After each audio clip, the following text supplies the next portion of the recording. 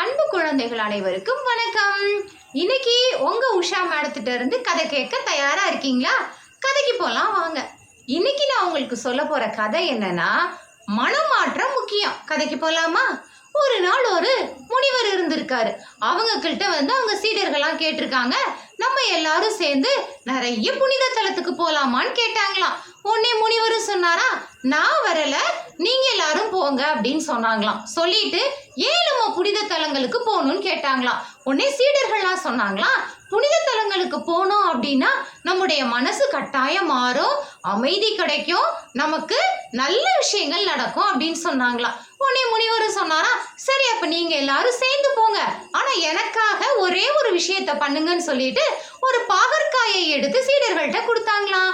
அதை கொடுத்து நீங்க எங்கெல்லாம் போறீங்களோ, எந்த புனித தலத்துக்கெல்லாம் போறீங்களோ அந்த இடத்துக்கு எல்லாமே இந்த பாகற்காயை மட்டும் வச்சு நீங்க வழிபட்டு வாங்க எனக்காக அப்படின்னு சொன்னாங்களாம்.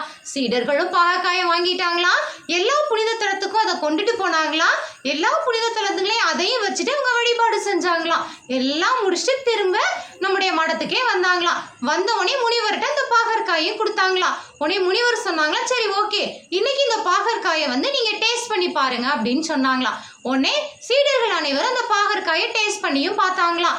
அப்பதான் முனிவர் கேட்டாரா, என்ன அப்படின்னு கேட்டாங்களாம். ஆமா, பாகற்காய் கசப்பாதான் இருந்துச்சு அப்படின்னு சொன்னாங்களாம். உடனே அதற்கு முனிவர் சொன்னாரா, ஆமாம் சீடர்களே, நம்ம எத்தனையோ இடங்களுக்கு சென்று வந்தாலும் நம்ம மனசுங்கிற ஒரு விஷயத்துல அழுக்கு இருந்துச்சுன்னா எங்கே போனாலும் அது தூய்மை அடையாது.